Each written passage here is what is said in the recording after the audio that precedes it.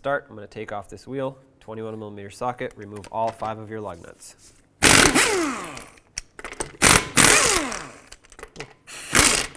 Let's take off the cotter pin that locks in the axle nut.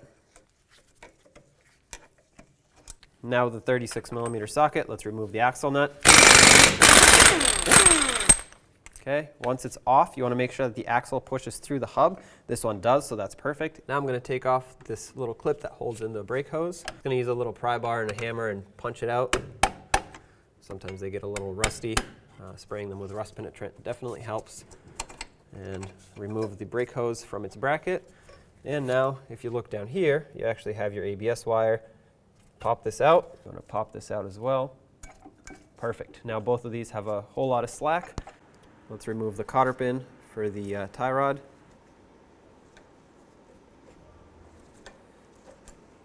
$27mm socket. I'm going to remove this nut. Now, using a hammer, I'm going to hit right here and hopefully break free the tie rod from the knuckle. Perfect. Next, I've sprayed this with a lot of rust penetrant, and now with a 17mm socket, I'm going to go on the bolt side and hold the nut with a 21. Okay, the nut came off. This bolt is still in there, which is fine. I'm going to have to drive it out. I'm going to keep spinning it just a little bit to hopefully break free some of the rust that's in there. Now I'm going to punch it out from the other side. Now another trick is, once you get it out enough, you can take a wrench, stick it in here behind the head of the bolt, and drive it out the rest of the way.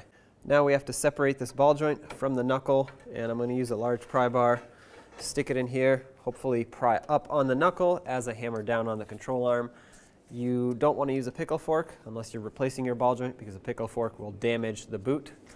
So I'm going to pry down on this. Well, I'm going to pry down, hopefully lifting the knuckle up as I hammer down on the control arm, and slowly that ball joint should get driven out.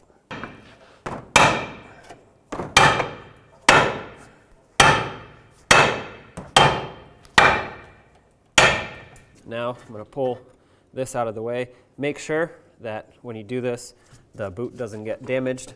So set that aside. And now you can push the axle through, pull the knuckle away,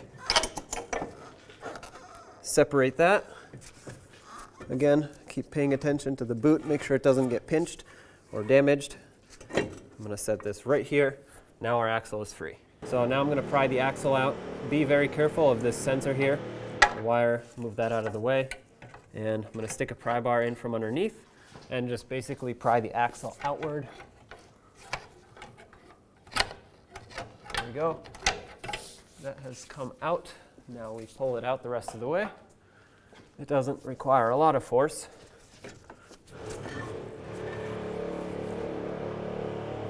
There we go.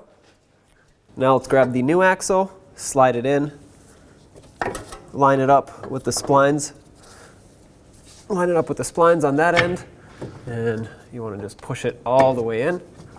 There we go. That pushed in no problem. Sometimes you have to give it a couple loving bonks, in which case I usually like to get a rubber mallet on the end here, not a steel hammer because that'll damage the threads, and just tap it with a rubber mallet. Eventually it'll pop in. I put a little bit of anti-seize on the splines of the axle here, that way it won't seize into the knuckle in the future. Now pull out on the knuckle, slide the axle in, make sure it lines up with the splines, push it through. Sometimes you have to twist it a little bit. And at this point we can line up the ball joint stud with the knuckle, try and get it to slide in. Sometimes you have to bend it in the right direction. Now I'm going to grab a rubber mallet, bonk this up. You don't want to hammer on the middle of the ball joint. That's going to ruin the ball joint. I'm going to hammer on the edge. Perfect. So at this point you want to keep in mind that you don't need to go all the way up. So what you actually want to do is you want to line up the ball joint with the cutout in the knuckle. So you can see right here, it actually forms a perfectly round hole. If you are too high or too low, the bolt that locks it in won't be able to slide through. And now we can stick the bolt in. It went from front to back. So keep that in mind. The direction is somewhat important. Now I'm going to start the nut on, and let's tighten it up and then torque it. Let's torque this to 46 foot-pounds. Typically you'd want to torque the nut side, but I can't really get my torque wrench in there, so I'm just going to torque the bolt side. Perfect, right there. Let's get our wrench off. Now let's get the tie rod back, line it up with the knuckle, press it down and in, put the nut back on. Let's bottom this out. Now let's torque it. Let's torque this to 41 foot-pounds. And now you want to line up the cotter pin hole. This one pretty much lines up, so let me put in the cotter pin. If for some reason yours does not line up, you always want to tighten to get it to line up and not loosen. Slide the cotter pin in. And to lock it in, go ahead and bend it over to either side, up or down, whatever you prefer. Just make sure it's bent over so that it's locked in. Let's put on the washer supplied with the axle and the new axle nut. Snug it up, and then we'll torque it to 110 foot-pounds. So to torque this, I have a pry bar going across the lug studs here just to hold this in place, otherwise it's just going to want to spin. And 110 foot-pounds. That's right there, perfect. Now you can grab this cover here. This is basically a cover that allows the cotter pin to lock in the nut. This slides over the nut, and then you want to line up the holes with the cotter pin hole. Oh, sometimes you have to adjust until you find the right hole for this to go straight through. Perfect. Now let's bend the cotter pin over. Take the cotter pin and bend it to lock it in.